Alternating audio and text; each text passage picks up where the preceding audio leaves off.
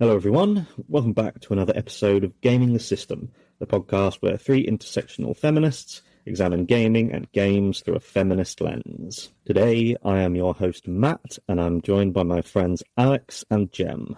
Before we get started, if you want to support us, you can subscribe to our Patreon at patreon.com/gamingthesystem for some exclusive content, or you can send us a one-off donation via PayPal to our email address, wearegamingthesystem@gmail.com. As that was another short question from me, Alex, you're one of your most traumatic things from your childhood was when you were at home just one day and all of a sudden you looked out in the corridor and the Dalek was there. Yes. The Dalek. And you said that so could you do a quick overview of that again? And then I want to know who your uncle is, and do you have any other crazy stories from him?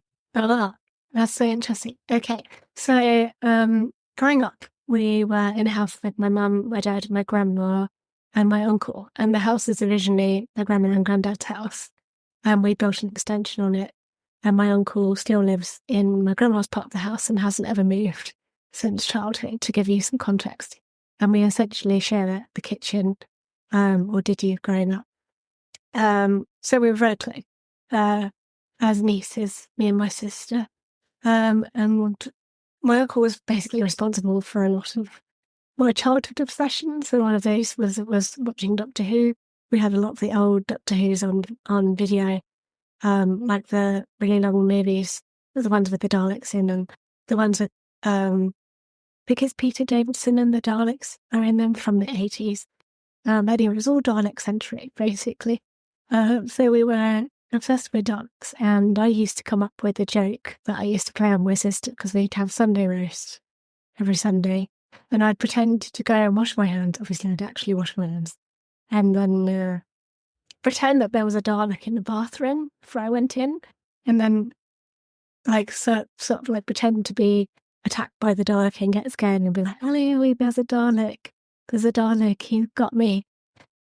Just to try and make her come and have a look, and then find there wasn't one. So it's like a running joke thing that was going on. My sister's about 4 years younger than me as well. So I must have been maybe 8 or not. No, wait. Hold on. Yeah, maybe 8 or 9. So my sister would have been about 4 years old. Or maybe 5.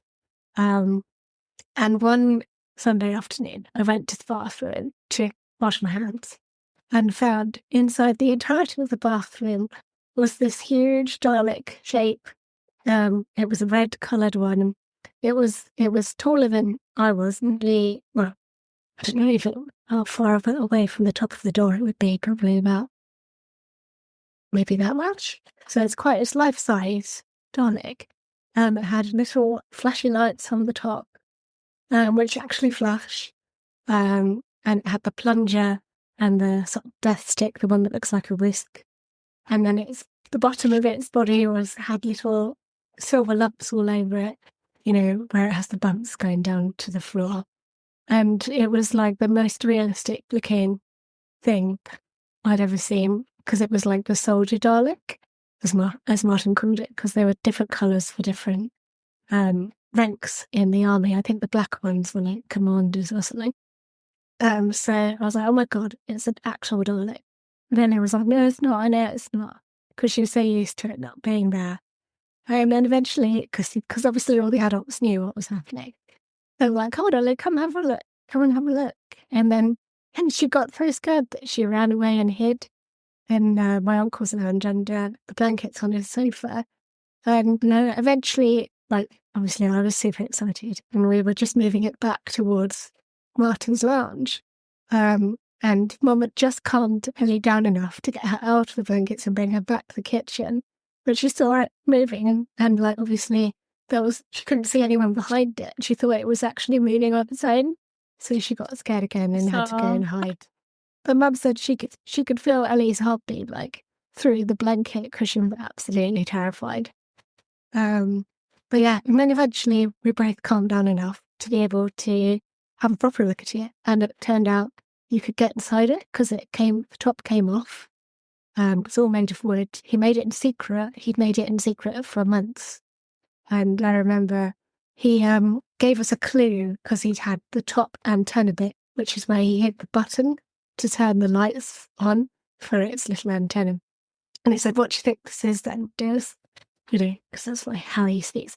And it was like a little curly wire and a little circular wooden bit on the end and a sort of what looked like a bottle lid on the bottom, painted silver. Because he had access to a lot of paint because he restores all motorbikes, motor goods. It's one of his things. They're like his children, his motorbikes, essentially. So he had access to a lot of paint. And it was really interesting as well because the little arms, you could put poles in them and they could move. And you could sit inside it. There's a little wooden seat and move it along if you like scraped your feet on the floor. You could like move it along while you're inside it and sort of see through the mesh in the middle. And the little bumps on the bottom are actually made out of casts of the tops of water bottles, those big plastic water bottles. He cut the top off, filled it with like some kind of, I don't know what he filled it with, but some kind of cast, and then got the shape of the dome to be able to make multiple domes, and then painted those all silver. He must have been storing it in the garage in the garden, in his motorbike shed, and in the garage probably. But it was a long time job, and he managed to keep it secret. And it's still in the corridor, in the hallway, in our front hallway. Now, very, very dusty. Probably lots of spiders living inside it. Oh, no. But I don't like to think about them. And of course, the lights have stopped working now because they needed a battery changing. But it's quite. And then, of course, over the years, our house became famous amongst all the postmen and delivery people. They were like, "Oh, that's the house with the Dalek," because they could see it from the front door. Oh, fabulous. So I think it must have scared quite a few delivery people. What is that? Yeah, it's quite an interesting one, really. So is that quite a par for the course thing for your uncle to do? He is quite sort of I think sort of, I'm trying to remember what he trained as in college. I think he definitely has. Well, he's been an engineer. That's been one of his jobs. But I say engineer in that he repaired the washing machines for the hospital laundry. Those big industrial-sized washing machines. He had attempted to be a plumber, an independent plumber, but kind of bottled it before actually going ahead with it because he was like too anxious about what would happen if it went wrong and somebody died from an exploding boiler. Yeah. So he was like, I don't think I could deal with that, and then he never did it. He'd had business cards printed here and there and everything from what he'd had, but he's always been sort of very, what's the word? Good with his hands. A bit like my granddad. My granddad was a builder's merchant, but also one of his very first jobs was as an apprentice organ pipe maker, which is very, very cool. So we've always been sort of that way minded. And then on that side of the family as well, we had, I think, about 5 or 6 brothers who were all visually impaired, and they used to weave together baskets made out of wood, like old wicker baskets, and they had a shop in Chichester and Town. So, I guess it's like a long-term family legacy of like very practical, hands-on people. And creative too. So. Yeah, very much. Well, and then of course my mum was a hairdresser, so in a different way, but still the same. Yeah. That's also cool. That's also so cool. Yeah. I want my own Dalek. Yeah.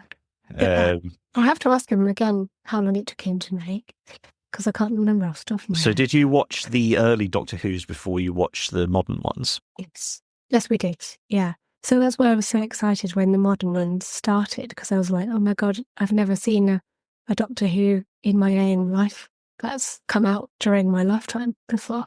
It was all stuff from like the 80s and even the 60s, you know, the old Peter Cushing films, when they pretended they'd gone to another planet and all sorts of stuff. Yeah. Yeah, we'd always been used to the classic Doctor Who, so it was all very exciting. Yeah, that matched my experience of one of my other life-changing things. I'm trying to think of ones that weren't gaming related, which is what I should have started with, is Star Trek, the original season, the original series. Oh my God, it's the best. It's just the best thing ever. The absolute best thing ever. The only T-shirts I wear are these fabulous posters of some of my favourite episodes, and not every episode is made into a shirt. So, but almost all of my favourite ones are like that as well. So I watched that when I was really young, and then over the years, and just it's wonderful when you find those things that were awesome as a child, and then even it doesn't matter how old you are, you watch them and you go, "Oh my God, I'm seeing so many new things." Because obviously, the younger you are, the less you know. My sister has been watching the Lord of the Rings films for the first time. And I can't believe that, though. How did she miss them the first time round? It's wild, yeah. I can't imagine. And I've just been sat there next to her going, "Did you see the bit where he kicked the orc helmet? He broke his toe when he did that." And just unlocking that. What was it like with the final film, the last hour, multiple endings? Has she got the? No. We just finished the Two Towers today. Okay. Yeah. And she's watching the standard versions first. You should put your foot down, Matt, and said director's cut. That means we get to watch them twice, though. Yes, that's and true. Megan wrote a list of questions for me as she was going along, and I get every question she asks, rather than me going, "Oh yeah, that's it," I go, "Actually, that's it, and it's actually this bit and this bit and this bit as well." And anytime you find anyone's like that thing for them, and just ask them about it, and they'll go and be really excited. So that's wonderful stuff. I think. Shall I spin the wheel again, or do we remember who goes next? I have a question for both of you, actually. Okay. So, it is, other than gaming, which we know is our favourite way to spend our time, what's your other favourite way to spend your time? So, if you couldn't game at all, what would you throw yourself into instead? I think you know the answer for me, particularly this time of year, and that is follow tennis all year round. Of course, it's become more expensive as I've got older, unfortunately, because subscriptions. But yeah, that is a big passion of mine is watching tennis, and this time of year with the grass court season is particularly happy time for me.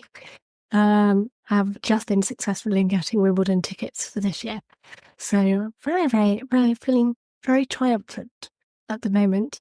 And can't wait. Very excited. I've been sort of pretty mad on tennis, fully fledged fan, I would say, since about 2008, 2009. So. Since I was. So, what got you into teenager. tennis then? How did Mum. that? Yeah, has she Usually always my been mum. interested Yeah. in it then? She has, yeah. It's pretty much tradition that when Wimbledon's on, that's all that's on TV for the entire fortnight.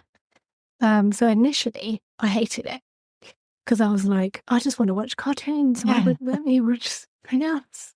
You know, this is so boring. And then, of course, it would be the golf as well.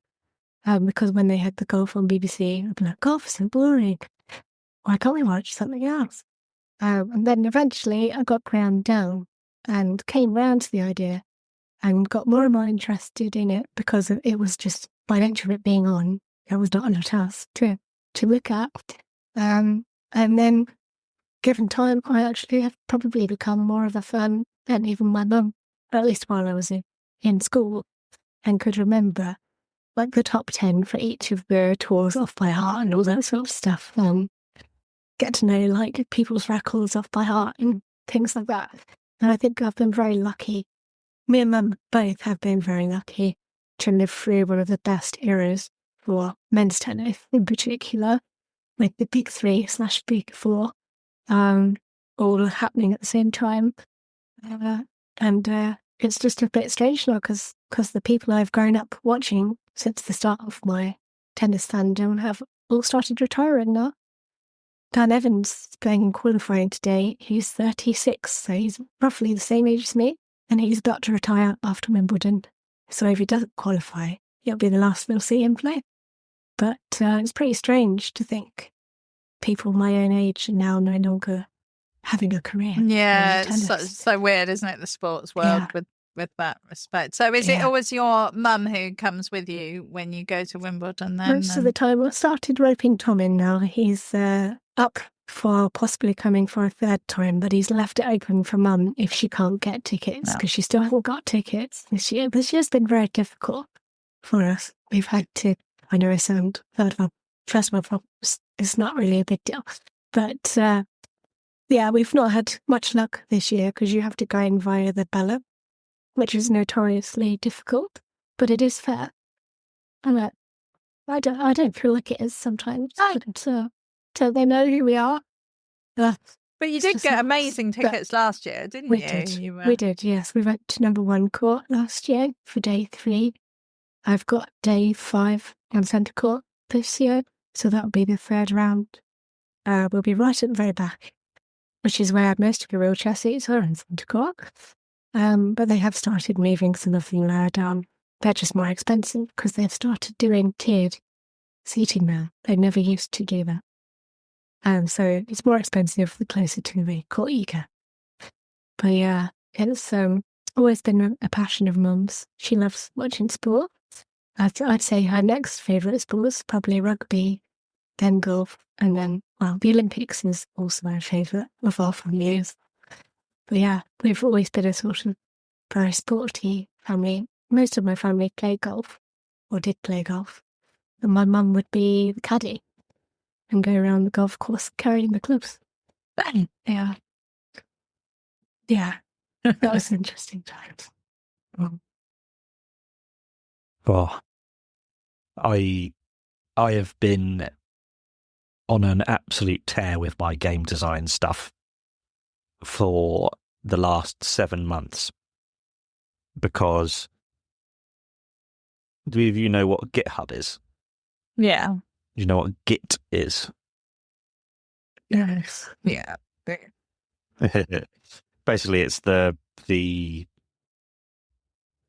programming version control system, where basically any kind of digital project, they have this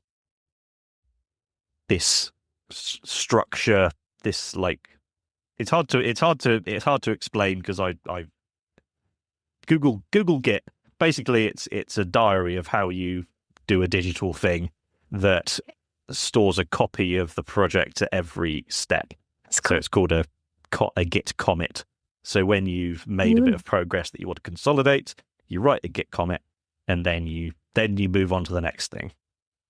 And it has revolutionized my game design journey, because I've been trying to work out and get the hang of the Unreal Engine for years and years and years. But then I found out about this Git project management system, and I discovered that in November. And since then, it has been the next most, it's been the thing I've spent most time doing apart from gaming. So there's gaming where I spend most of my time, and then activity number 2 is game design. And it's crazy because I had I'd learnt some stuff before last November, over a couple of years, but then I've made such progress and been working so hard on it for 7 months, I remember so clearly what I didn't know, and now I know what I know, and I can measure incredibly clearly the progress I've made, because I know things now that I didn't know, and now the stuff that I'm working on at the moment, I go, oh, I just did something that I had no idea how to do 6 months ago. And I remember that's something I can do now without thinking. I spent weeks and weeks and weeks grinding away intractably trying to work it out. And it's an endless like series of, you solve one thing and then 2 more things pop up. And then there are countless problems that you don't know exist yet, because you just don't know what you don't know. But so the Git progress, the Git process unlocked this like game design journey for me. But the reason it resonates with me so hard is because I read back my commit history, and with the way each commit works, you write the title and you write a short description, and I read through it, and it is the most my voice thing that I've ever created. I read each of these things, and it's my voice. I can hear myself in it, and that soul part of me that goes, this is a completely raw reflection of myself. And that's just in the description of the Git stuff. But inside the projects themselves, there is no one size fits all, one perfect way of doing any of this. And you have to go through and learn how to do it, and then develop your own way, develop your personal way. And I always worried that the creativity that I would be able to express would only ever be in written word, because I can't draw for shit. I hate drawing. And making music as well. I was in a band at university. Music is one of my biggest loves, heavy metal music specifically. Did you play? I play drums. Drums, but I can play several other instruments enough to write music for them, but not well enough to actually play those musics. But so that's just another thing. But those are like traditionally creative avenues. But I have found through this Git system and just the laying out of the technical landscape of the game design stuff I'm doing, it is so profoundly creative.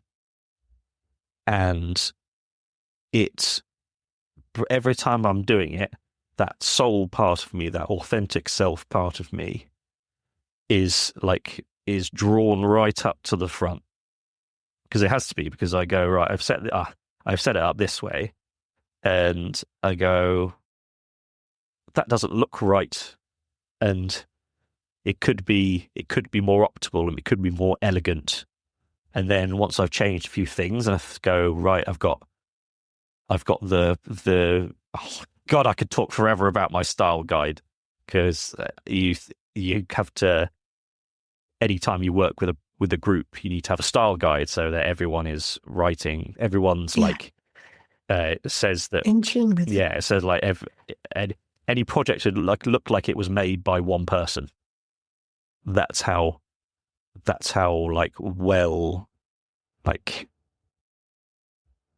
just like how good the style guide is. And you don't just have to. There is no one size fits all style guide. So I've been making my own style guide over the last months and months and months. And every time I think of something new that I'm going to add to it, I'm really excited. And then every time I practice it and go, right, I do this way, not because it's what I read somewhere, it's because it's the way that resonates most with me. And the fact that I'm not just focusing on like finishing making a game or finishing making a mod or these goalposts of like, and then the trying to make money out of it or looking at those outcomes, because that's poisonous. But I just enjoy every step of this journey of it. And that's what's got me where I am and the progress I've made. And it's apart from gaming, it's the thing I spend the most amount of my time doing. So, yeah, wonderful. It's Awesome. That's so interesting. Yeah, so another thing I could talk endlessly about that. So Jem asked one, Alex asked one, I'll ask one. Okay, Jem, when you put on social media recently a poem that you wrote when you were younger about nuclear Armageddon. I thought, yeah. And I was wondering, do you write other poetry? Have you written other poetry? Do you do any other form of creative writing? Little things for birthdays and stuff. I think I wrote something for my daughter for her 18th birthday, and do stuff for birthday things. But I've never. I have this whole thing about like I had this stupid idea in my head when I was younger that if it wasn't right the first time you wrote it, then you were rubbish. Shouldn't write anymore. So I love writing. I actually love writing, and it is it's what I was put on this earth to do. But my self I don't know, my insecurities stop me from doing it. So it's frustrating. And so for a very long time, I would write something. There's like books. I've got diaries and notebooks and stuff from when I was a teenager where I'd start writing something and I wouldn't be allowed to go back and edit it. I would have to keep it as it was. Because if it was, as I said, if it wasn't right the first time, then it wasn't good enough, which is a lesson I have learnt which is I have learned since that is utter rubbish, and we don't really need to live in that world. So I've become more creative in the last 10 years, well, in the last 6 years, really, since the pandemic, I think, is when I started becoming more creative. So I don't write poetry specifically. My mum is very good at poetry. She writes amazing poems. And I think she feels as anxious about them as I have about my poems, but her poems are brilliant. And so, but I write a lot, and I think about writing a lot, and I create a lot. So yeah, it's as I said, it feels like it was what I was put here to do.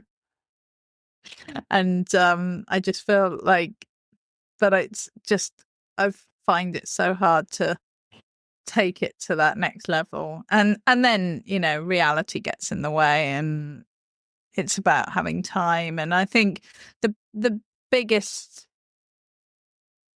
challenge that I find is this idea that I have to be in a perfect position in order to write. I have to have the time, I have to have the space, I have to be in the right place, I have to be in the right app or the right notebook or the right pen. I put all these rules in my way because then I don't have to actually write. And because, proper writing is hard work, as you were saying, that it's not it's you have to sit down and actually do the work. And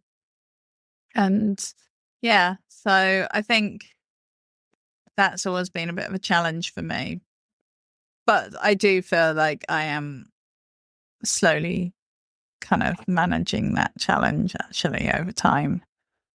Yeah, we have so much just baggage that gets wrapped around any kind of creative process. Yeah. I mean, this idea, there's all these rules that society places on these things, and then we place on ourselves that one time when we were 4, somebody said things to us and we like embedded it in our personality, and it becomes a rule. And actually it probably isn't a rule. There's very few actual rules out there, and I think the older that I get, the more I feel comfortable about breaking those rules, which is kind of funny because you always think of like teenagers and young people as being the rule breakers.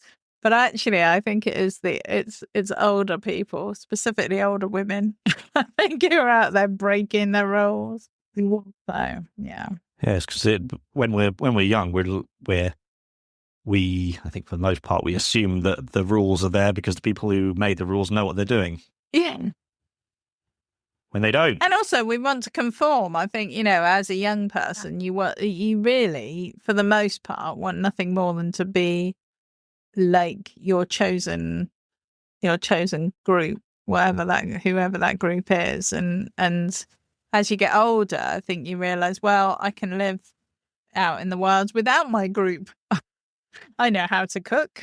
I know how to pay bills. So, I think that's it. So there is something freeing about being older and wiser. And I think that's definitely, I'm in that zone now. So yeah, enjoying that. And it's always hard realizing your blind spots, like in your mind, where you go, oh yeah, I do that thing over and over again, but I've never thought of it. Oh yeah, I do that because someone shouted at me when I was 3, and you go, oh yeah, that has massively shaped my life ever since. So yeah, and it's one reason why it's so good to have a broad social circle, because you come into contact with lots of people who have had different experiences or have different ways of approaching the world or different ways of thinking. And certainly that's what's helped me, is meeting people who have lived lives that are so different from mine. And I kind of go, oh yeah, I don't have to do it this way. This way that I thought I had to do. I don't. There's this other person over there doing it like this, and I think that's been probably one of the most helpful things for me, to see other people. And I think one of the most kind of aha moments was during the pandemic, when a group of us set up it was Lisa actually set it up, and then a group of us kind of got together every Saturday morning to do like a sort of crafting and chat a couple of hours on a Saturday once a week, just over Zoom. And either somebody would bring a craft and we would all try and do it, or everyone would just do their own things. And I remember there's this one particular member of the group she's just very, very talented. She can kind of pick almost anything up and just do it. She's just got that artistic skill. And I remember she'd been trying something, and she came along and she was like, oh, I did this and it all went wrong, and I ended up with all this stuff, and I tried this and I did this other thing.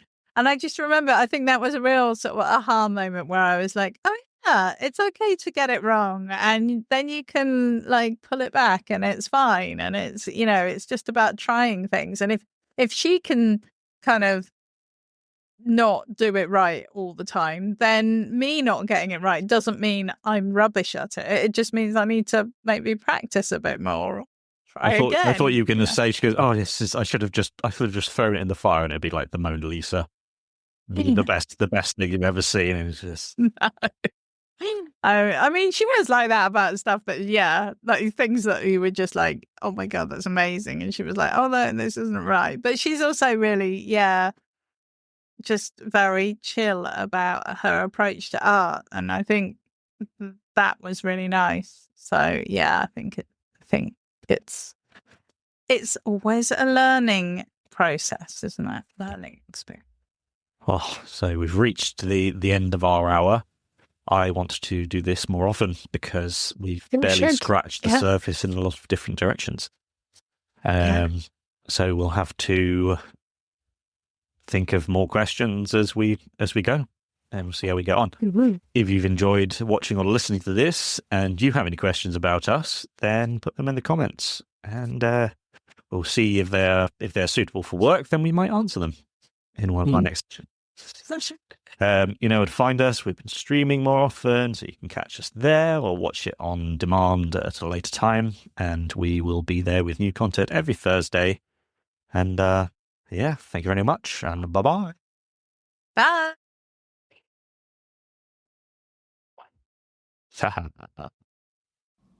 We hope you enjoyed that episode of Gaming the System. If you want to support us, you can donate to us through our PayPal by sending it to wearegamingthesystem@gmail.com if you want to send us a one-off donation. If you want to donate to us monthly, you can subscribe to our Patreon at patreon.com/gamingthesystem. Until next time, bye-bye.